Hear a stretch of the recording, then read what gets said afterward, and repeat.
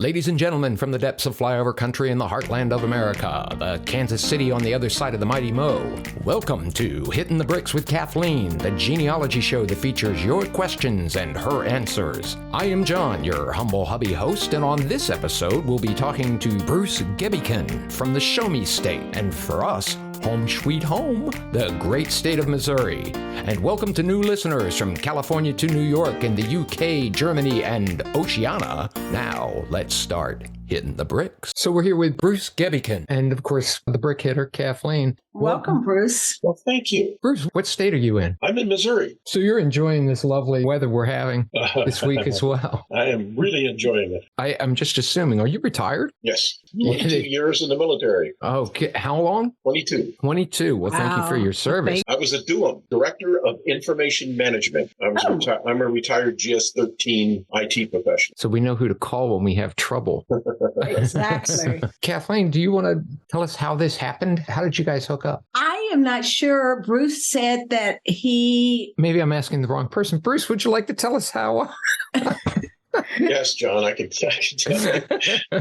My daughter just happened to go to a library in Independence. She heard about Kathleen and said, "Dad, you need to see this thing called Hittin the Bricks." So I got on the link and Kathleen said, "We'll get together." And so we're happy to have Bruce. I'm going to let Bruce tell us why he called. It's fine with me. Go for it, Bruce. Okay, I shall.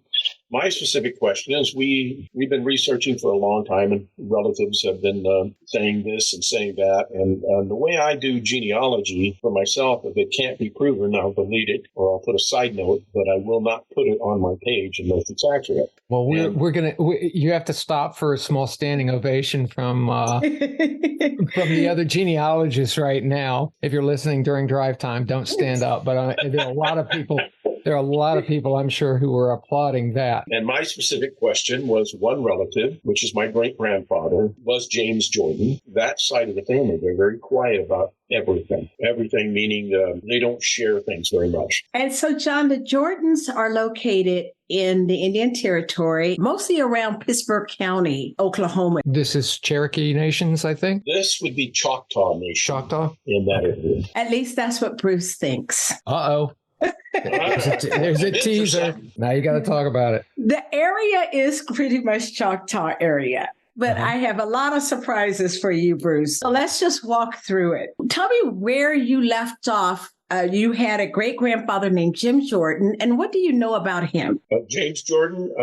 James Jordan. We know that he worked in the mines. I did tracing and actually drove down there to Franklin, Arkansas to meet some of the Nichols family. There's no Jordans left down there that I know of, but the relatives don't remember him at all. What I know is just basically hand-me-down from what's left of the Jordan family in Pittsburgh County. So let me just fill that part in right now. First of all, James Jordan does go by Jim and JJ, and he was in Arkansas. That is the home of his wife, Fannie Nichols, or Frances Nichols. And of course, I didn't research the Nichols much. I did have plenty of time to follow Jim or James, and I became quite intimate with him. His name is Jim to me at this point, but James Nichols. Yeah, you guys, it sounded like you're going way back. Do I need to worry about this? James and I go way back.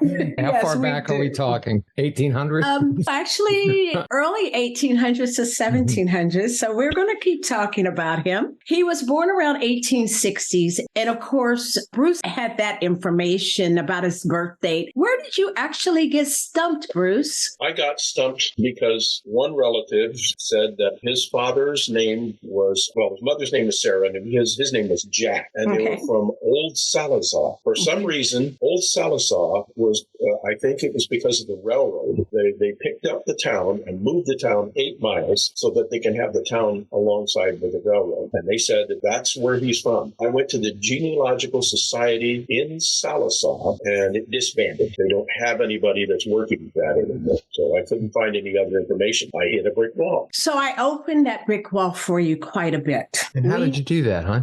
I have magic powers, John. Magic powers. Because that just sounded way too easy. In my interview with Bruce, he was intrigued about census records. So let's start with the census records. And the guy is born in a lot of places and they're all over the map. As far as 1940, he says he's born in Maryland. Who's he? Before James Jordan. Do you need to start addressing him Mr. Jordan? Mr. Jordan. Maybe that would be a little more appropriate. Jim will be fine with me. You're way too familiar. Mr. Jordan, James, we see him in Arkansas. We see him in the Indian Territory. At one point, he says that he's born in Maryland, whereas all the way through, he says he's born in the Indian Territory. Now, as I've always said, we don't know the informant on census records, so it may or may not be correct, except in 1940 when he says he's born in Maryland. So that was one of my clues, but I just put it on the back burner. Why did he say he was born in Maryland? And I can tell you now, Bruce, he was not. He was born in the Indian Territory, but Maryland was a clue. Because my question is, where did he come up with that? Why not somewhere else? One of the questions you asked me was what happened to the 1920 census records? Bruce had uncovered, John, all of the census records but the 1920s. So in the 1920 census in Oklahoma and across the nation, everyone was fighting because people wanted to redraw the maps, pretty much because the city was getting more representation in Congress than the farmers and the countryside.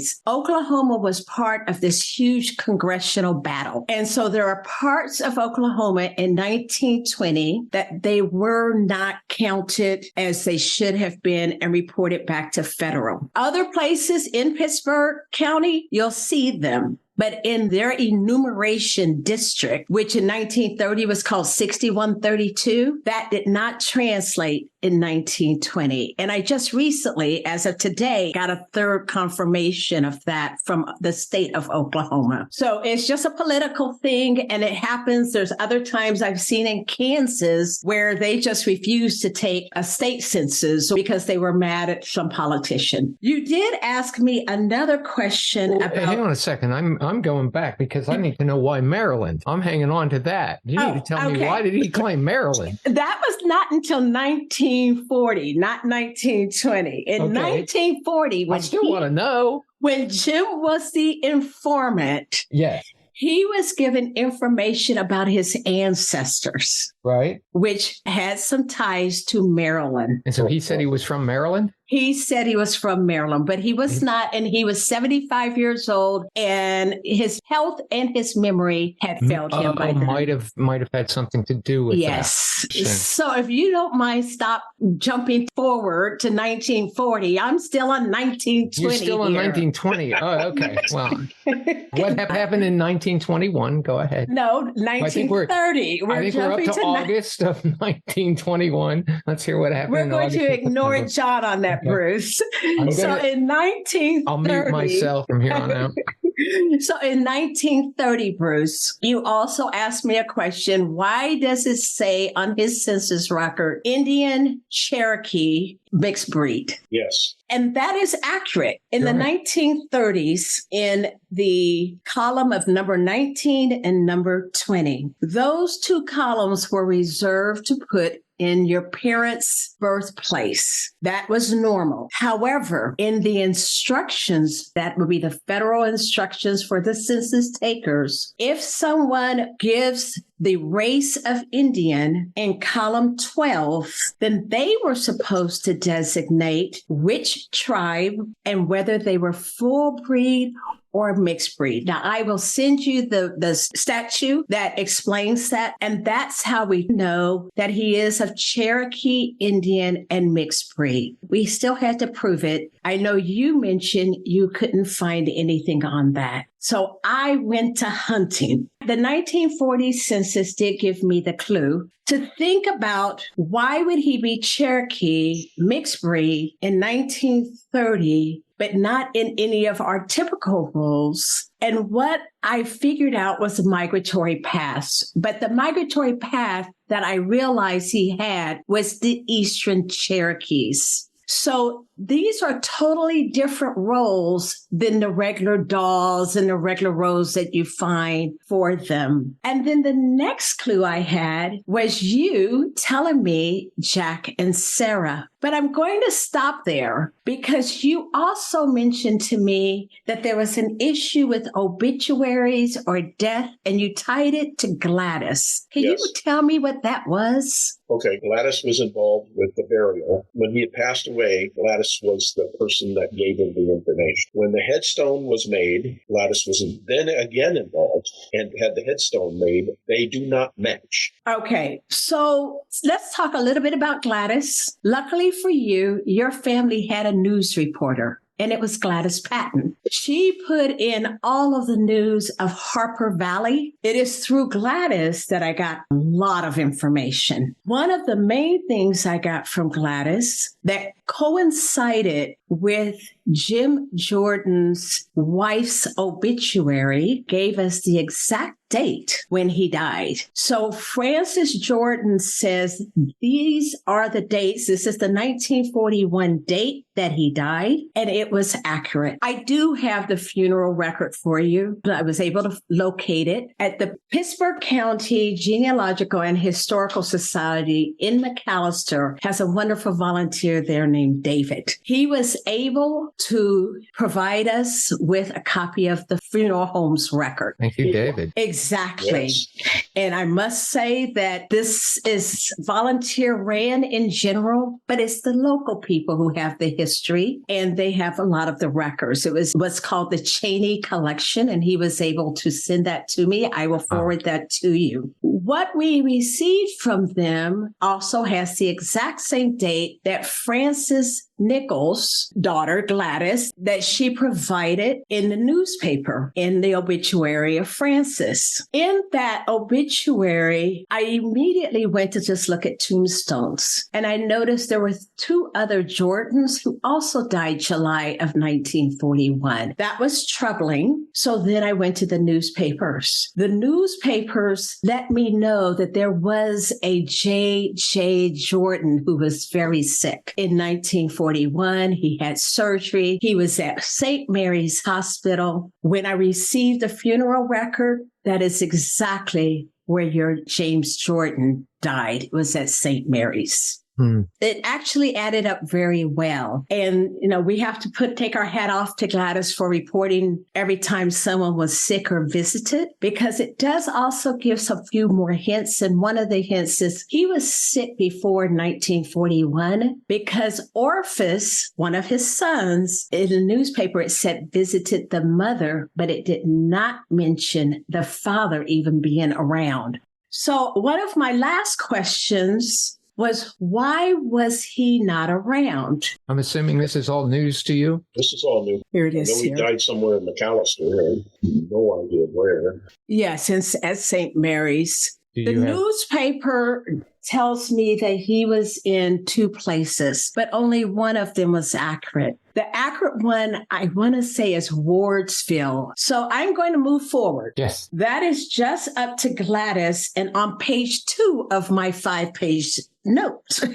So here we go. The person who actually reported the burial information on Find a Grave is a Thomas Henry Jordan. I asked you if you knew Thomas Henry and you said no. And that makes sense because the family was quite fractured. I put that one on hold because I did not know which Thomas Henry it was who actually reported the burial information. But remember I mentioned that this was from the Eastern Cherokee territory. Jack and Sarah were indeed recorded, and they are named on the funeral record as the parents of Jim Jordan, which means that's where everyone is getting that information from, or that's where someone got that information from. This, I thought, was a really interesting case. And not for the reasons I thought at first, but it's got some great educational hooks too. Well, yes. And poor Bruce.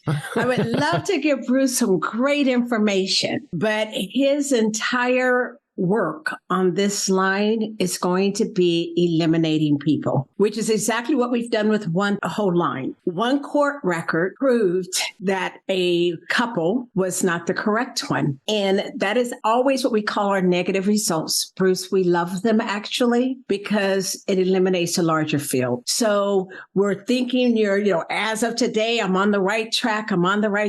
And then you get a document that says that's not the right track. Well, disproving is just as important in genealogy. So, so I guess your approach, Kathleen, it sounds like it's better to find out before you're further down the road, it's time to turn around, than it is to, end up way down the road and just having to throw out hours and hours of research information, I guess. Well, yes. And we have A3 genealogy. So I normally, if I was not just doing the podcast, I would have a whole team working on different angles at the same time. In Bruce's case, his hints might lead him to other brick walls, and he just logs it, records it, and moves to another couple. I know, based on the funeral record I have, that the guy really did go by Jack and Sarah. What we didn't know beforehand was Jack Jackson, or was he John? Because these are wonderful nicknames for Jack from the beginning of time, pretty much. So seeing that, I'm thinking we've already ruled out one couple that looked promising with the right names in the right place. However, like I said, that court record proved them to be wrong. So I am going to give you some different sources and resources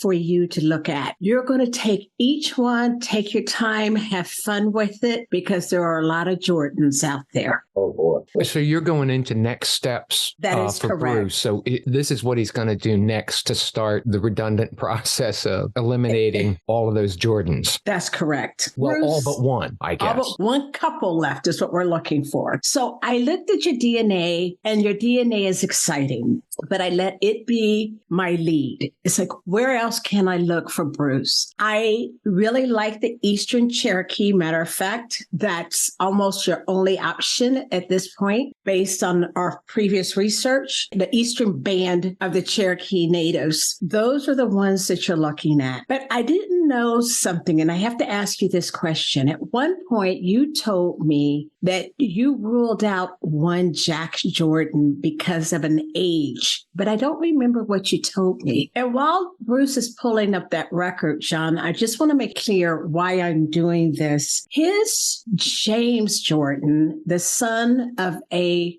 Jack and Sarah, that guy says he's from Arkansas, and then we see Georgia, and at one point we see Maryland or Massachusetts, one of the upper East Coast. And we do find other Jordans in the territory from Maryland, especially, and Massachusetts. But I'm looking really closer to where we know he was. We know he went to Arkansas for them as a minor. That is because I think because he married Frances, his wife Frances, he went down to that territory, that area, Franklin County, right, in Ozark. I went down there and researched it, and I have on the Nichols side, I found maybe 100 graves of Nichols down there. So she is from that area and solidly from that area. So he traveled down there, I guess, to be with her family for a while. Okay, I found that Alabama. Oh, it was Alabama you found? Yes. The 1870 census of Alabama, there is a James on that census. The record is very close, but the child, James J. Jordan, is in fact James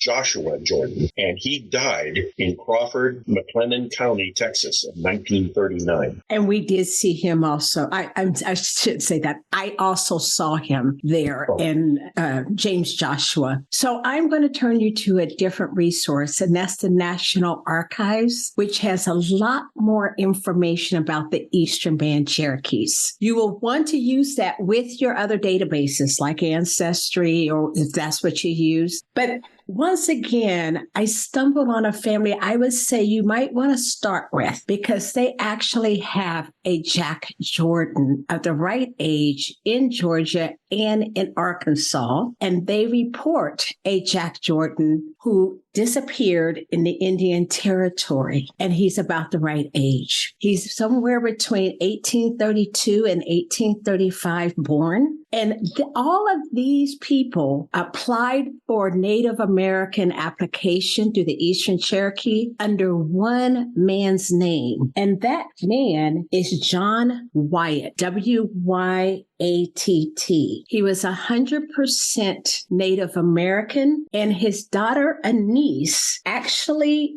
did marry Nathaniel Jordan. Having said that, I did a preliminary search. Again, it's not proven. You'll need to go through, pull documents.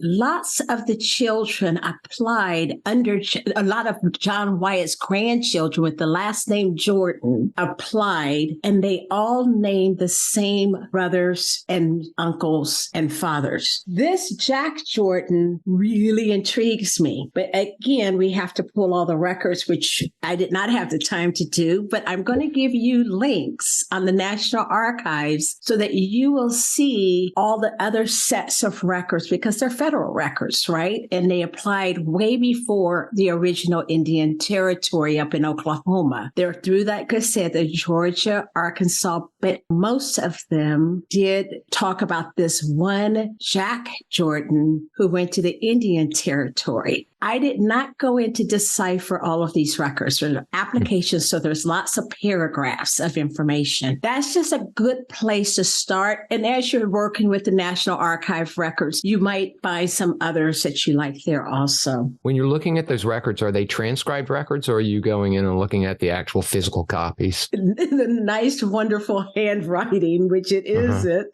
records, but they are all legible. I mean, the ones I saw were all legible. Now, the reason I did like them, Bruce, does not, again, mean much yet because we don't have the documentation to support, was your DNA. Finally, your DNA was making a lot more sense. I think before I mentioned your DNA's not working out right. Well, these families had people like Duncans and Richardsons and Danger. You match with all of them at the right level, about a fourth to fifth cousin. Because if John Wyatt was 100%, just walking through something like that, his daughter would have been Anise Wyatt, who married Nathaniel Jordan, who had a Jack Jordan under him, born in around 1835, as I mentioned. There were lots of children at that point, and that would have been about a 25%, meaning that you yourself will only have about 1.56%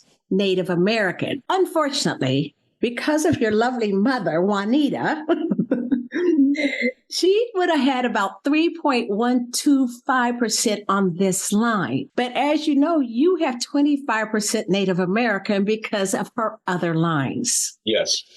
So when I look closer to her, I have to look at Claude. Yeah. You want to take someone, one of your cousins, who is a descendant of Claude, but you want that person not to be tied to Juanita, who had a lot of Native American on her other lines. So it'd have to be Claude.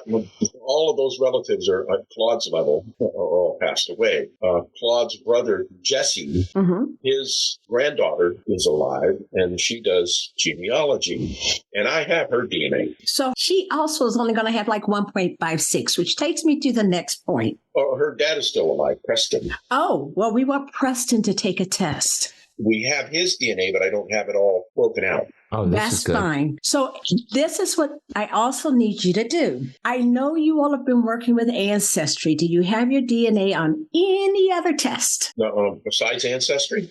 That's correct. No. So I am going to send you a sheet of paper giving you directions of how to spread your Ancestry results for free to Family Tree DNA and to MyHeritage. This will give you a bigger and a broader sample to work with. You need more cousins. Now, all of your trees, everyone, even who started off with this John Wyatt and his daughter Anise Wyatt Jordan, they start mixing all of the families. So the trees are not going to be that great if you're looking on your direct line. You're looking for someone who's related to the Wyatts, and you're trying to figure out, how does John Wyatt or Anise Wyatt, his daughter who married the Jordan, how are they related? And who are the Richardsons, the Duncans, the Stewarts, and the Elrods? Now, the reason those names are important on this part is because in my cursory look at this particular family, those were the names of the females that the Jordan men married. This is when we want the women's side. So normally we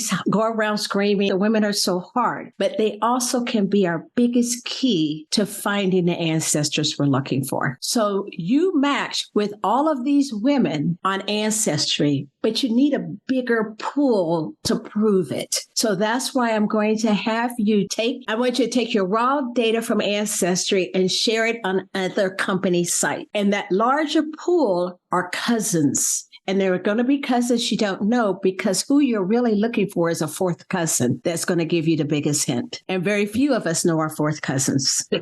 Well, you don't have to know them personally. You just need to connect to them. And hopefully they don't have anything other than some great strong matches with the surnames you're looking for. I did write out the surnames of this particular family that I liked, that I saw first. And it was because I went after Jack. And like I said, I did look at Jackson's also, but I'm pretty sure it's Jack at this point. At least you have to have somewhere to start. So I'm saying, because the funeral director said Jack and Sarah, let's start with the Jack and Sarah who does show up in the Indian Territory. Go ahead. You have a question. I can tell. I hear your marbles working. Oh, the marbles are fading. I've still got the energy to go through Ancestry and stuff like that. I have a daughter that's highly interested in this. Another daughter who's the twin who introduced you to us.